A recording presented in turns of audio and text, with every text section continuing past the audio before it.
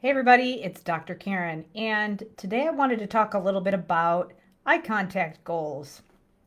So, looks like I'm live now. I'm going to start going ahead and getting into the topic, which is again eye contact goals for any type of student who is struggling and with any type of social problem solving. So, what I wanted to address first, though, is that when the topic of eye contact comes up, I am often talking about one of the differences between how you would address a student who is having language difficulties that are primarily academic in nature versus a student who has issues with executive functioning or social skills, which a lot of SLPs would refer to as pragmatic language.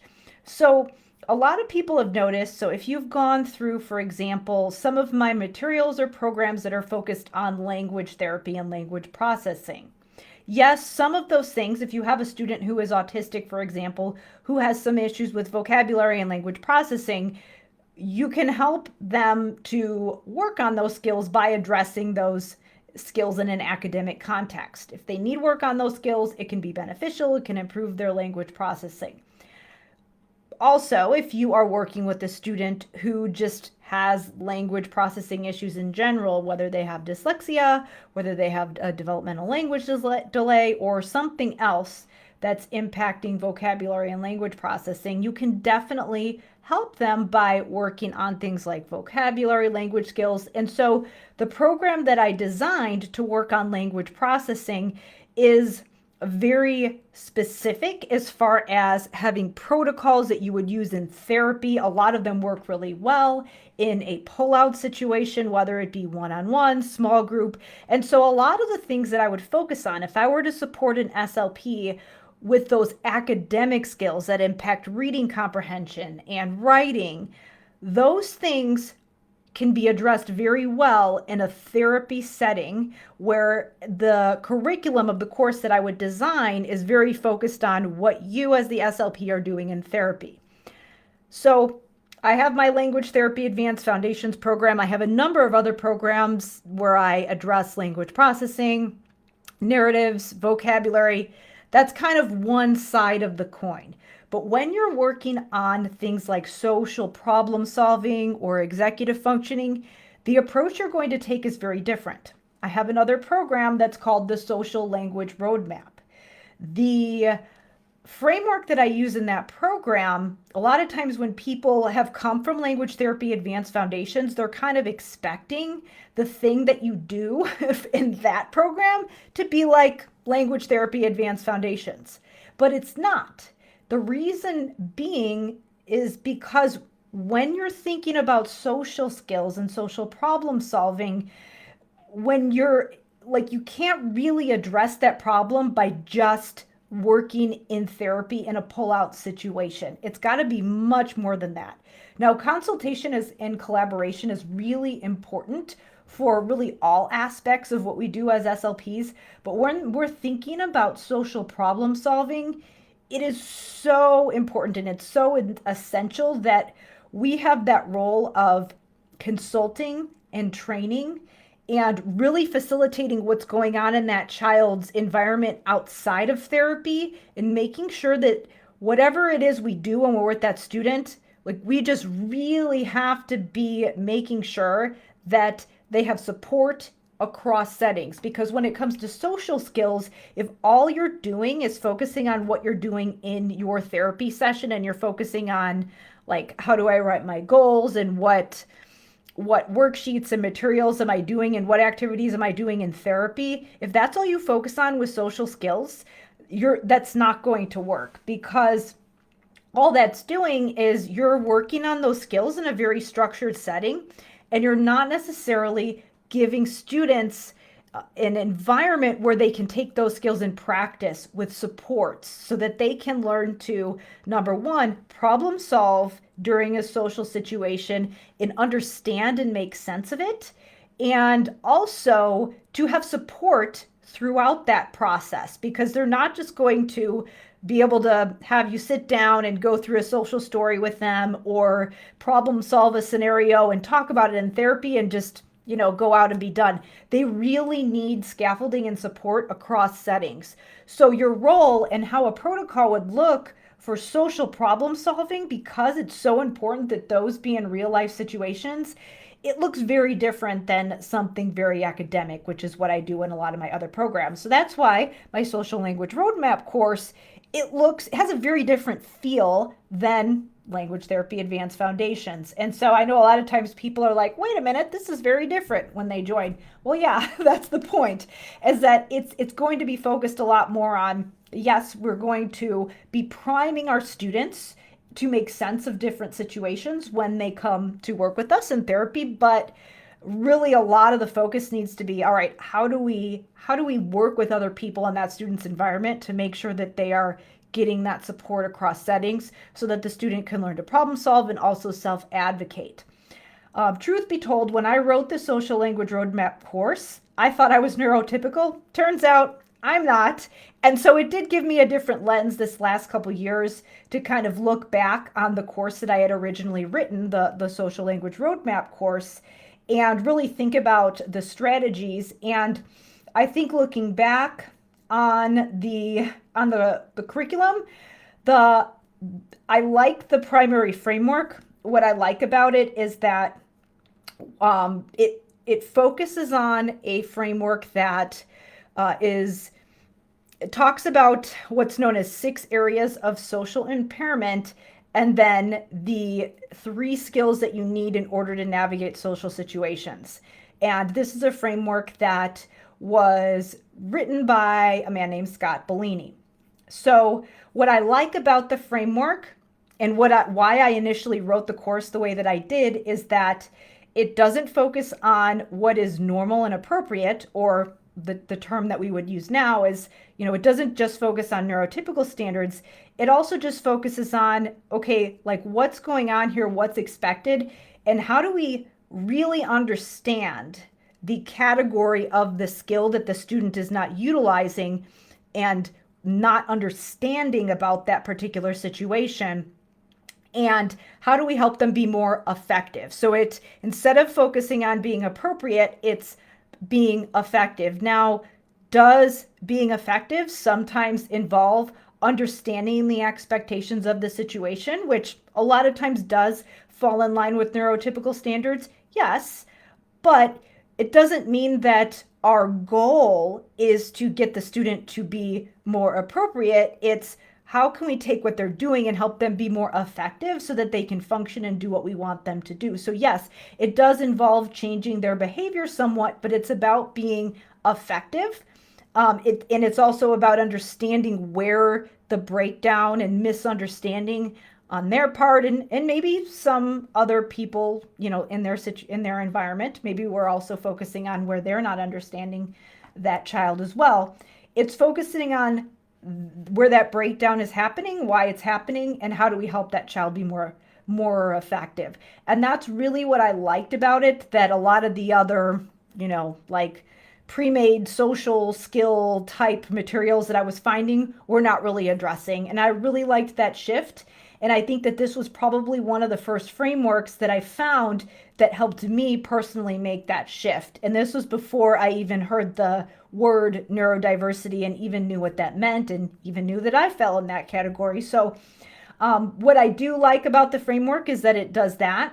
And that is why I haven't rewritten the social language roadmap course. What I would change is that there are some terms that are used in the original textbook that I would probably tweak. If it were me, like there's a lot of words like impairment and deficit, which there's probably a better way that we could phrase that to make it more, again, focused on the goal, which is, more effective. Being able to do a specific goal more effectively rather than just being kind of deficit focused. But I think that the underlying framework, if you can take those things into account and just kind of understand that the underlying principles still work, the language might need to be changed, but I still really like the framework. The other thing, obviously, is just that there's been the shift of person first language and identity first language. And I know that a lot of before it was everything has to be person first language, and now we know that a lot of people do prefer identity first language. So that is one thing that I would change. But again, just, if you do decide to take the social language roadmap course to learn a framework that is really designed to help give you a roadmap for teaching your students how to problem solve in social situations and be more effective so that they can form relationships and be successful at school and develop the skills that they need in order to get a job and be functioning members of society. Obviously keep those things in mind, but I think that the underlying framework is still valuable. All the strategies are valuable as long as we know our goal is to help the student function better. It's not to make them look more neurotypical or fit some standard that's just based on, some specific cultural expectation. It's just about how do we help the student be more effective. So let's go back to the eye contact conversation, because I think that was honestly kind of one of those triggers where I really started to question a lot of these goals that I often saw on pragmatic language IEPs. And so with eye contact, I think that is a very common example of how we often just kind of take a behavior because it's what we're supposed to be doing and really fixate on it and realize that, what, this maybe isn't all that important. There's probably another way that we could help a student be effective and not necessarily just, make them more normal. So with eye contact, again, we know that it is a way that you can cue someone to show them that you are listening and paying attention. But we also know that autistic people sometimes feel like it's distracting and overstimulating. And so a lot of times when there's these eye contact goals, it was just, like we're fixated on it because it's look at me, look at me, look at me, and they don't know why they're looking at you, and they just know that they're supposed to be doing it, and it feels awkward and distracting to them. And really, if we were focused more on helping them to be effective, there's probably other ways that they could signal that they are paying attention to you without just doing this one thing that's actually causing them to be less likely to actually be listening to you. It has the opposite effect. So that is one really common example. And I think that we fixate on eye contact, or at least a lot of people have in the past, just because it's an obvious thing. The other thing that is very helpful about the framework of Scott Bellini is that he focuses on those 6 areas of social impairment. And again, we could probably reword that particular language to make it more positive. But there's these 6 areas of social behaviors that we need in order to help us problem solve socially. And a lot of times, if a student is not doing a certain behavior in a way that is allowing them to be effective, like, for example, maybe if they aren't making eye contact and people don't necessarily know that they're paying attention, or they're also not paying attention to other people's eye contact, the eye contact is just one specific behavior under one of the 6 areas of social impairment or social skills. Eye contact is just a nonverbal behavior. We know that people who are having a hard time navigating social situations, or at least appear to be, are not necessarily cueing into some of those nonverbal verbal behaviors. So really, when we're focused on eye contact, what we're really saying is it's not necessarily an eye contact issue. It's more of a non-verbal communication issue that needs to be addressed. So when we just focus in on just that one thing, what we're failing to see is that we need to zoom out and think of these 6 areas, because what that's going to do is going to help us to better identify the patterns where our student could potentially use some support in just navigating and figuring out social situations. So chances are, if eye contact is something that they're not doing and in a way that is allowing them to, indicate that they're participating in a conversation, then chances are there are other nonverbal behaviors that they're not paying attention to or that they're not doing that enable them to communicate effectively. So instead of thinking about eye contact as this one thing, we want to just be like, just think of the bigger category, which is nonverbal communication. So that's just one example. There are 6 total areas that we want to look at when we are thinking about social problem solving and navigating social situations. And that is exactly what I cover in the social language roadmap. So if you want a framework that's going to enable you to understand how to support students who need that pragmatic language support or social problem solving and executive functioning skills, and you want a framework for knowing what you can be doing in therapy, but also just what you can be doing as a whole, not just in your therapy room, but what needs to be happening big picture that you can help to facilitate for those students, then definitely check out the social language roadmap course. So I wanted to just record this as kind of an update because it's been a couple years since I wrote that curriculum. I've had a chance to really reflect on it based on some of the things that I've discovered about myself and just new information coming in the field.